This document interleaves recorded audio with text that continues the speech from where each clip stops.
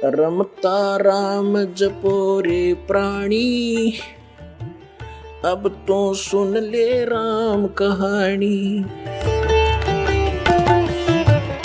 जैसे आप जी ने अभी सुना कि वेद में इसको मूर्खा की साधना बताई है, तो बिल्कुल ठीक है। तो वेद क्या है? ये परमात्मा का विधान है, ये परमात्मा का आदेश है। और जो हमारे पुराणों में जो लिखा है वो पितरों का या ब्रह्मा जी का या किसी तरह से मंदालसा या कौन थी बता, इससे की बात ने साची मान ली, सब ने इसी तरह करने लगे। और या किसी अन्य ऋषि का दिया हुआ आदेश है, इसका पालन हमने नहीं करना। जैसे एक समय एक व्यक्ति की दोस्ती दरोगा से थी, थानेदार से, एसएचओ से।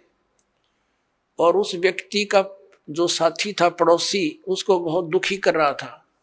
उसने अपने मित्र दरोगा जी से कहा कि भाई दरोगा जी, ऐसे ऐसे मेरा पड़ोस में है, साथ वाला मकान में, बहुत परेशान करता है, सारा कुछ कह लिया, पंचायत भी कर ली, नहीं मान रहा, क्या करूं? अब दरोगा जी ने कहा उसका मार लट सर, मैं माफ देख लूंगा। दरोगा जी की के आदेश न लेकर उसकी आज्ञा का पालन कर दिया। उसने ये सोच कर आप संभाल लेगा, उस अपने पड़ोसी के साथ झगड़ा ठान लिया। लट्ठम लट्ठा हो गया, उसका सर में लठ लग गया, वो मर गया पड़ोसी। अब वो एसएचओ वहां का प्रभारी था, वो ले उसी को पकड़कर हवालात में दे दिया, सजाए मौत होगी उसकी। अब राजा का विधान था, किसी का लठ मारेगा और मर गया तो उसकी सजा होगी मौत। और वो विधान तोड़ दिया उस व्यक्ति ने, अपने मित्र एक अधिकारी की आज्ञा का पालन कर लिया, जिससे राजा का विधान टूट गया, वो दंडित हुआ।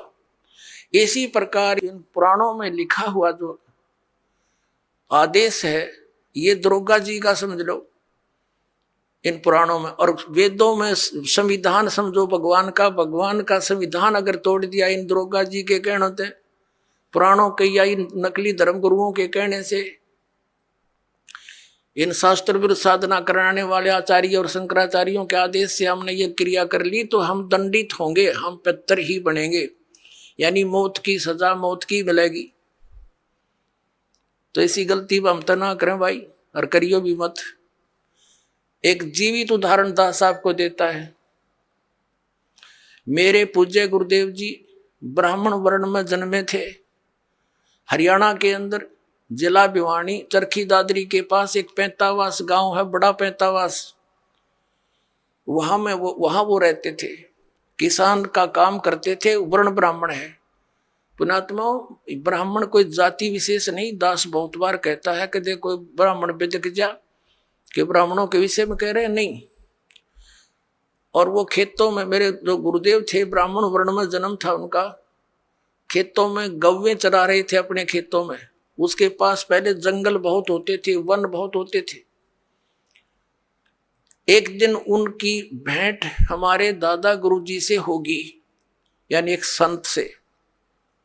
वो उससे प्रेरणा पाकर के घर से खिसकने की सोची और गुरुदेव का एड्रेस पूछ लिया। सब ज्ञान से परिचित होकर खेतों में शाम के समय गौएं चरा रहे थे, और भी कुछ साथी पाली गवाले थे। तो उनको ये कहकर के मैं फ्रेश होकर आता हूं, मैं देर हो जाए तो तुम पशुओं ले चलना, मैं आप आ जाऊंगा। वो जंगल में चले गए गहरे। पालियों ने वो अपने गौएं गांव में ले आए। अब वो सामने काफी देर होगी जब नहीं आए। उनका बचपन का नाम, गांव का नाम हरिद्वारी था, पंडित हरिद्वारी। और फिर उन्होंने अपना नाम बदल लिया था, कोई पहचान ना ले, घर से निकल गए थे वो। तो उन्होंने क्या किया, अपने कपड़े जो पहन रखे थे वो उतार दिए, 2 जोड़ी कपड़े लेकर गए घर से। उस दिन एक अलग से ले गए थे, किसी को दिखाया नहीं। वो जो पहन रखे थे वो कपड़े पाड़ पूड़ के, और कोई किसी हिंसक पशु ने, कोई पशु खा रखा था, कोई मृग वगैरह, किसी शेर ने, वो उन्होंने दिन में देख लिया था। उसके ऊपर घेर के कपड़े और निकल गए, रातों रात हरिद्वार पहुंच गए। अब घर वालों ने इंतजार की, घंटा 2 घंटा, फिर पूछा उन पालियों से, रे अर्धवारी नहीं आया। वो कहने लगे वो यूं कह रहा था मैं फ्रेश हो गया हूँ, तुम चलो। उन बच्चों को साथ लेकर गए, बताया कहाँ से प्रवेश हुआ था, किधर गया था। जाकर ऐसी पहले टॉर्च टार्च होती नहीं थी, लालटेन दीपक से ले रखे हाथों में, गए देखा रहे यू तो बच्चा खा रखा है, ओहो ये तो किसी हिंसक पशु ने खा लिया, रे मर गया मर गया। अंधे हो गए, रोन लाग गए दूर तय, अंधेरा सा था। वो आड़ जो पशु के हुए और कपड़े इकट्ठे करके रात ने दाग दे दिया, अग मर गया। फिर उसकी 13वीं शुरू हुई। पहले तो आए महीने का लठ गड्ढा करता है, वो आए महीना ब्राह्मण जी में करते। अब वो ब्राह्मण न्यारे हैं जो कर्म कांड करने वाले, तो वो सारा काम कर दिया, वर्षी भी बना बनू दी। और फिर हो गए श्राद्ध शुरू है कि थारा बे औलादा मर गया, निसंतान मरा हुआ है और इसकी अच्छी सेवा करनी चाहिए, नहीं तो क्योंकि तुम इनका हक खा रहे हो, जमीन थी इनके नाम। और वो बन रहे भक्त संत बन गए, दुनिया का उद्धार करें। एक बार जब मेरे पूज्य गुरुदेव जी 105-6 वर्ष के हो गए, सतलोक जाने की तैयारी हुई। तलवंडी भाई फिरोजपुर जिला पंजाब में उनका आश्रम, एक इसमें खन्ना के अंदर था, एक मोगा के अंदर था, एक नजफगढ़ आश्रम था। तो तलवंडी भाई वो ज्यादा रहते थे, तो वहां से दास को उसमें आदेश दे रखा था नाम देने का। बहुत से शिष्य भी उनकी प्रेजेंस में दास के हो गए थे। 2 बच्चों की सेवा लगा रखी थी, उनकी सेवा में छोड़ रखे थे। तो उनका संदेशा आया कि गुरुजी यहाँ पैंतावास आ चुके हैं। तो दास भी पहुंच गया 3-4 भक्तों को लेकर गाड़ी से।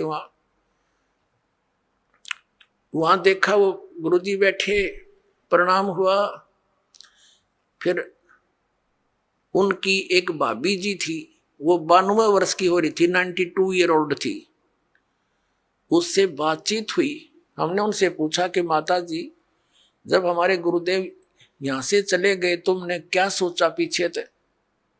वो कहने लगी जी मैंने तो ये सुना था कि ये इनकी मृत्यु होगी, तेरा एक देवर था और वो ऐसे ऐसे जंगल में किसी पक्षी ने पशु ने खा लिया था, हिंसक ने, और मैं आई जब तक इसके श्राद्ध निकला करते और 70 श्राद्ध मैंने अपने हाथ से निकाल रखे इसके।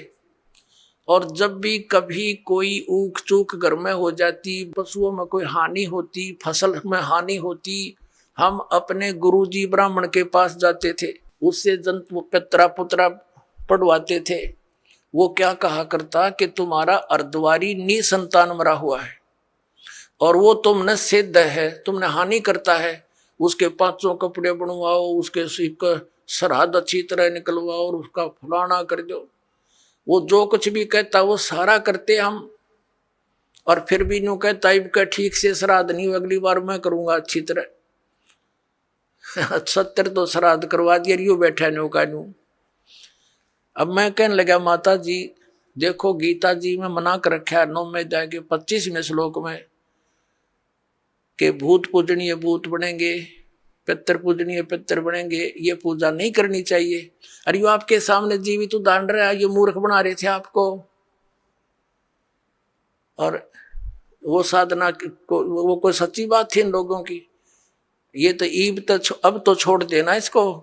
ने बोली ना भाई या तो पुरानी लाग है, नो के छूटे है, बाढ़ में पड़ो फिर भी ना छूटे, तो हद कर दी भाई।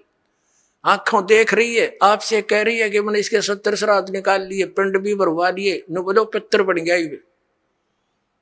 हमारे पितर नहीं, सबका तो उद्धार करने वाले महापुरुष बन गए, लाखों लोगों का उद्धार कर दिया। इस नृत्यों इनके श्राद्ध निकालो, इन मूर्खों को पालन लग रही।